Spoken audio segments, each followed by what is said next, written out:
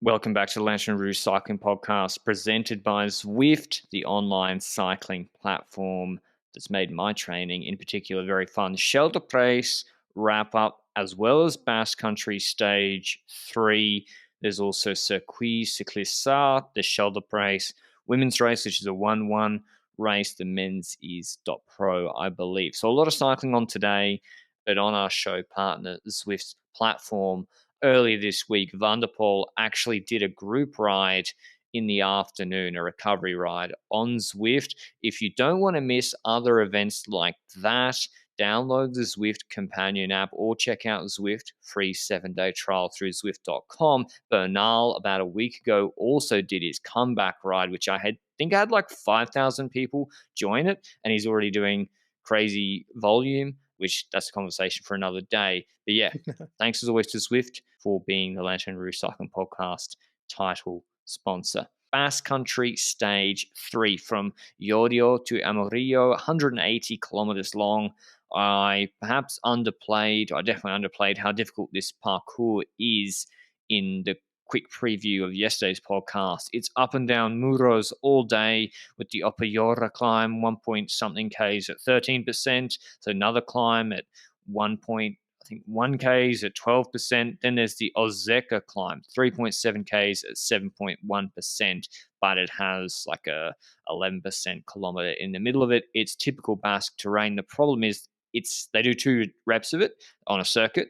The last crest of the last one is 23 Ks from the finish, with just some gentler rolling terrain to the finish, which is flat. So I didn't expect huge GC action. It didn't eventuate, but it definitely wasn't the boring break stage that I thought it might have been, Benji, with Geraint Thomas setting out Ineos intentions very clearly on the first circuit of that Opayora climb. Yeah, Geraint Thomas was pacing in that elite group, while at the front of the race we had Cristian Rodriguez solo after attacking away from 2 other companions, Ugo Ull and Jan Polans, in that breakaway. Cristian Rodriguez, by the way, who got second in Vuelta Andalusia, he's not some random, dude that they got off the street. He's a decent cyclist and definitely can climb. So arguably, if he's not in this breakaway, could be a GC contender over the week, but they also have Latour in that team, so perhaps they've made their decision quite clearly. With Cristian Rodriguez and that breakaway, the gap was, I think, 1 minute 30 on that first circuit on the climbs of the Opayora and Ozeka climbs. Again, Thomas doing the tempo there, and he was going to do that for the entirety of those 2 climbs in that circuit. And by the time they came to the top, Thomas went off the front end, he set up. And everybody sat up. And the gap from Cristian Rodriguez went from like 1:30 to 4 minutes in the span of like 20 kilometers. And nobody really was interested in pacing too much until we got to that next circuit. And I think, was it again Ineos? I was going to say Sky. Was it again It was Ineos Thomas that was again. pacing?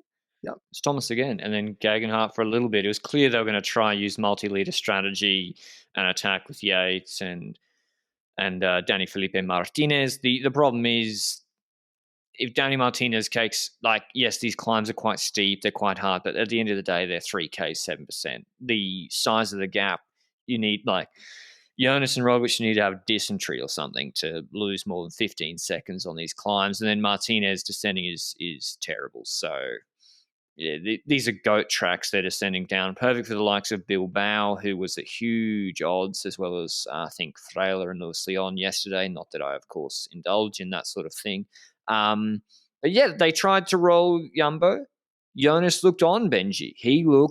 It's like Tirreno, slow TT start, and then he was on, following Pog in Tirreno, obviously not in Carpena, but in the punchy stages, he was following the Yates moves easily, and then Roglic was sort of mid-pack, not being aggressive.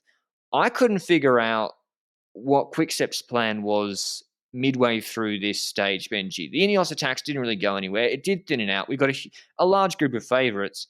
And then Alaphilippe and Remco kind of took turns pacing after Remco had been...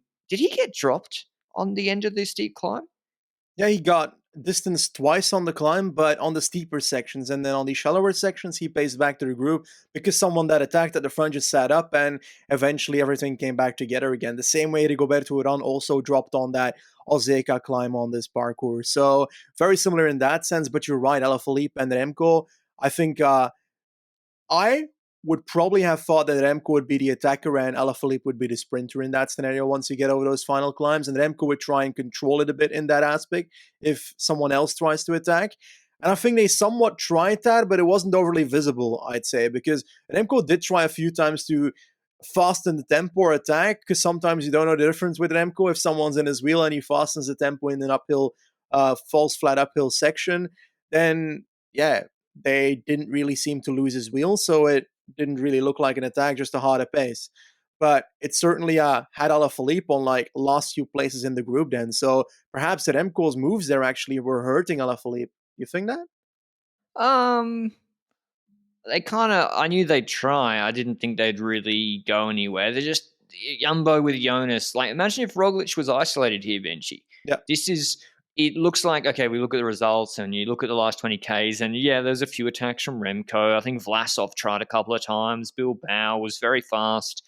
And if Jonas isn't there, this could have been much more chaotic. Ineos would have been much more aggressive, and the presence of Jonas meant that Yates and Martinez were like, what are we going to do? We've already tried on the hardest start of the stage. So it was quite weird in that I think Uran came back with Soler. They all just started pace lining pretty much after those attacks. They all just worked together. It was brilliant, just cohesion. Everyone working together. Roglic and Jonas probably taking more of the pools with Vlasov. Eventually, Remco began a lead out predictably for Alaphilippe. It's a fast run into the finish, but just at like 150, it kicks up a little bit, 200, and then levels off once again. Obviously, the favourites for the sprint being Alaphilippe, who won against quicker people yesterday. Roglic, we expected to try here in a smaller, reduced group of GC favourites. Vlasov came second in Geraint in a flat sprint, beating like Vendrame and Simon Clark. And Bilbao's pretty handy on his day as well. Remco did the lead out, not as devastating as yesterday. Roglic was really unhappy with his position. He never got settled in this sprint, never found a wheel to sit on, was unhappy coming up from sixth. He wanted to be on Alaphilippe's wheel, second wheel. It was Bilbao third, Vlasov fourth. He was fighting first for Vlasov's wheel, and he's like, don't want that one. Then moved up to the left of Vlasov, trying to take Bilbao's wheel. Vlasov's like, nope. Then on a left-hand bend, he tried to move up, and it's obscured a little bit because there's an overpass or a train track.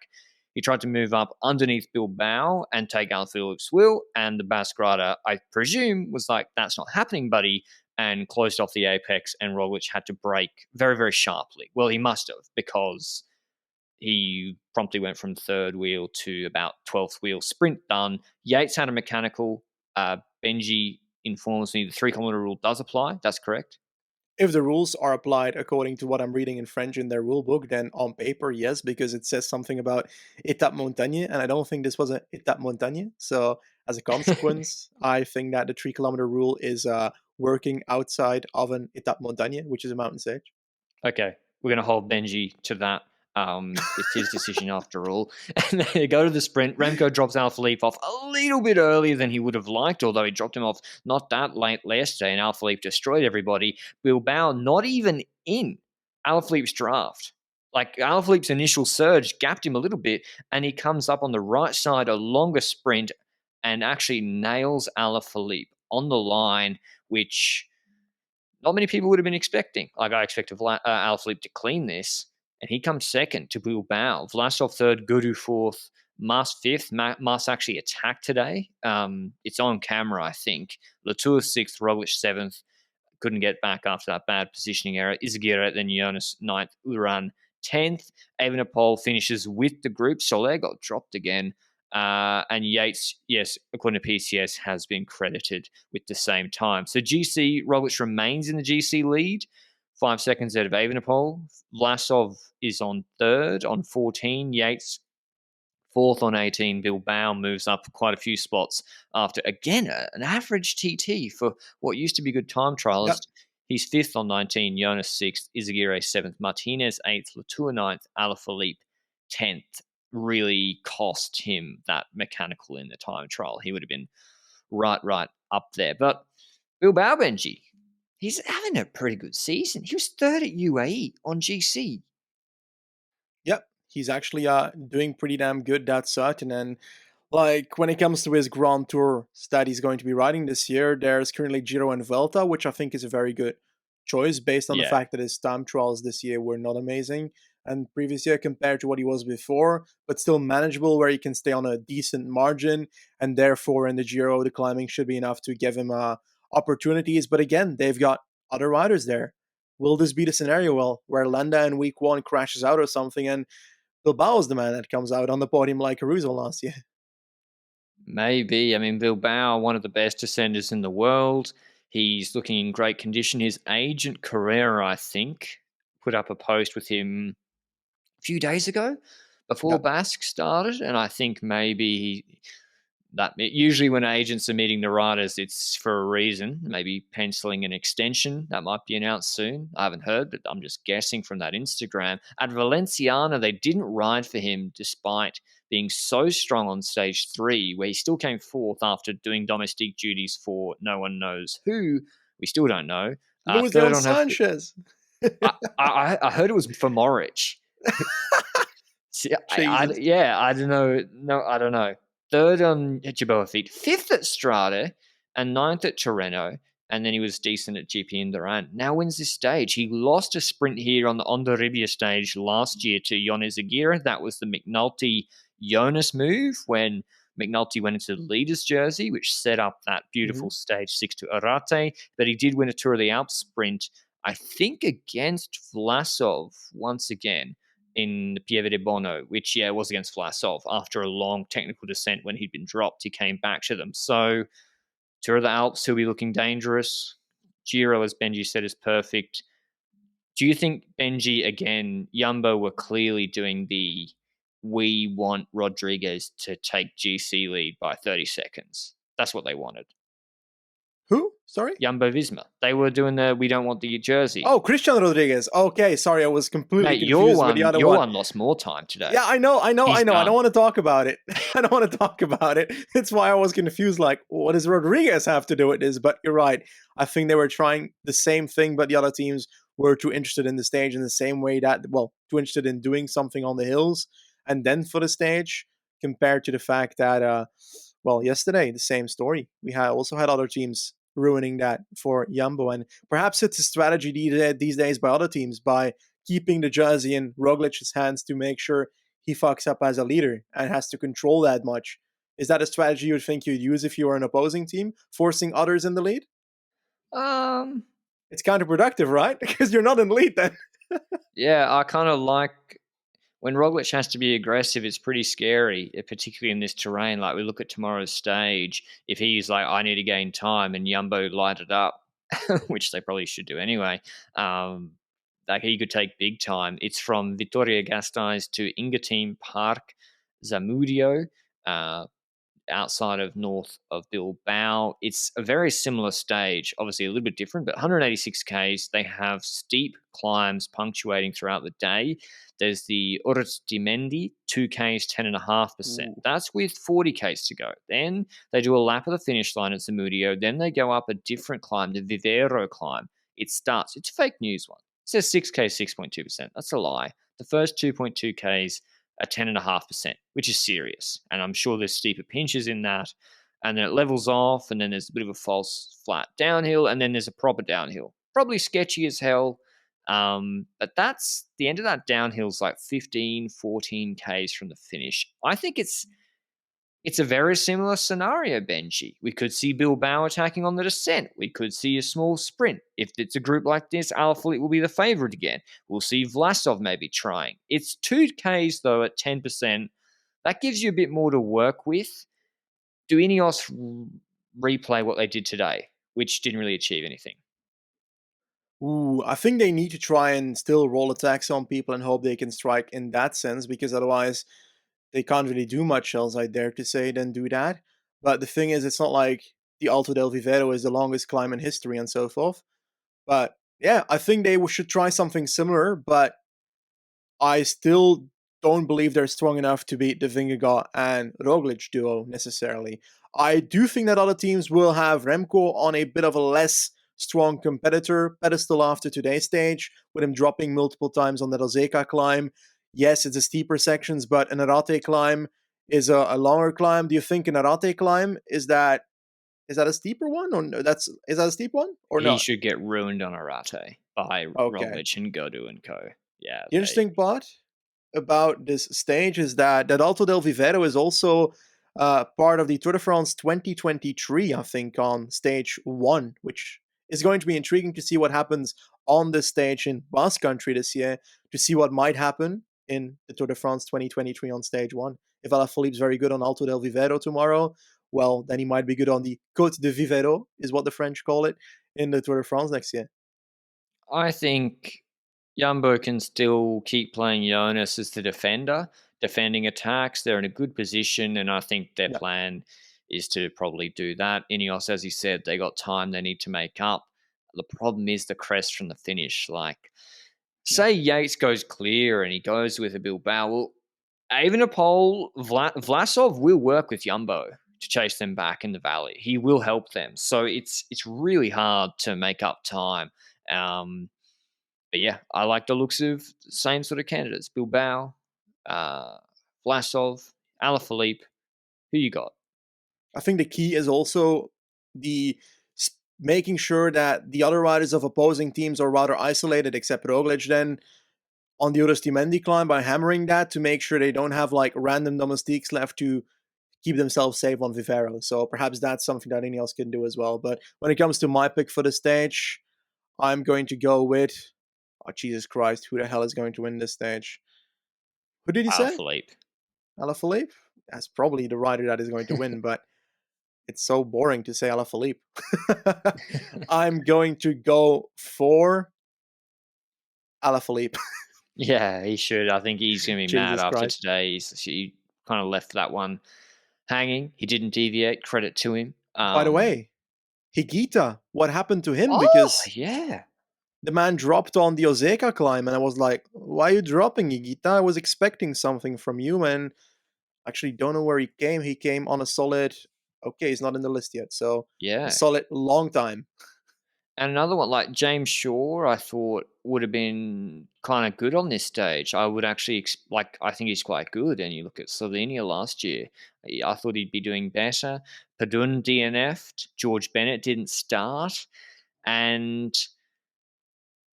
Higuita, I heard Benji, a few riders got sick after Catalonia. It was very cold, wet. Like it was been so cold here. And they were doing those stages, like that stage they did the 120k raid. It wouldn't surprise me if there's some after effects of that. Yeah.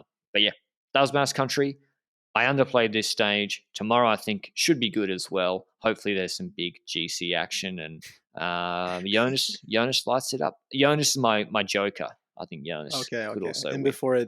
before it's a forced Spanish Pro Conti teams breakaway again, Yep. like yesterday's Nah, stage. they'll never But work when it together comes to again. other races, yeah, okay, you're right. It's war right now in the Pro Conti It's a lot of beef right now. levels. But hey, that's a fun. We enjoy that. There's one result today from your man that you've been hyping up. He finally did it. Oh yeah, you're right. Circuit Cycliste Sarthe. Olav Kooij won the sprint there ahead of Mes Pedersen. I'm not going to lie, I didn't see the sprint, so I can't say too much about it, except for the fact that it's something that we saw coming for a while, that Olav Kooij would win something. I rated his sprint higher than Mes Pedersen, but I also think it helps in this race that he's got a team dedicated for him. Yes, it's not an all-out star-struck team. It's the riders that were part of his squad when it comes to last year in the Tour of Croatia and did lead-outs for him. So he had a team that was fully in support of him. Lars Boven, the likes of Mick van Dijken, for example, who's shown very strong skills at Ronde van Vlaanderen the other day. So yeah, I think that's perhaps part of why he was able to take something home here. But Pedersen looking very strong again, winning yesterday's stage, second today again. I spoke to Luke Plapp yesterday, and he couldn't stop talking about the fact that Mes Pedersen is flying. So let's hope that, well, we see a fun Mats Pedersen ride at Roubaix.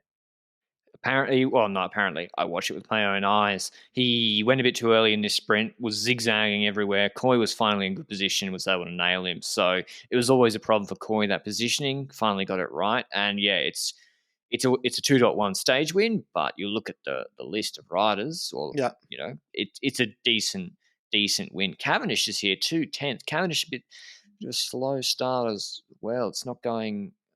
Oh, he won Torino, so yeah, I think Cavendish doesn't get bonuses for 2.1 stage wins, and as I would do in his position, acts accordingly. Otherwise, the only other news was Alejandro Osorio, who's a neo-pro and Bahrain victorious. He's quite a tall Colombian rider. He was on Caja Rural the last 2 years, moved up, 23 years old, quite good in Tour de Alps last year. At UAE, saw him pulling in flat stages. They released a tweet saying he's had his contract terminated for like multiple contract breaches. So there's probably going to be an article come out on that with statements from the team, I think, elaborating on that, because that doesn't really say the reason. But yeah, it's a shame, Benji. It's a shame to see that. I wonder what does he do now? Does he go back to Caja? Oh, I don't know. Perhaps he might be picked up by Androni when they fetch another sponsor for on the shirt, because there's like this one space that it still fits the shirt sponsor there. But I don't know where he goes, to be honest. Isn't there another Osorio in the peloton somewhere that he could join? I remember Juan Felipe or something at Burgos. Juan Felipe Osorio, no clue that's family, but they've got the same name, so they fit in the same team. Frank Osorio, I think he does have a brother, but he's much, much older than him. He's like 11 years older. It's a shame because, like, I actually see him riding all the time around here in groups with, like, Amador and some of the Spanish speakers. And sometimes I just kind of want to, like, he's young, probably doesn't have a big support base over here in Europe. And like, at least he does have some of the Spanish speakers to ride with here. But yeah, some of them struggled adjusting to World Tour life, and it's difficult, like getting yourself organized for races. Well, no, it's part of the job.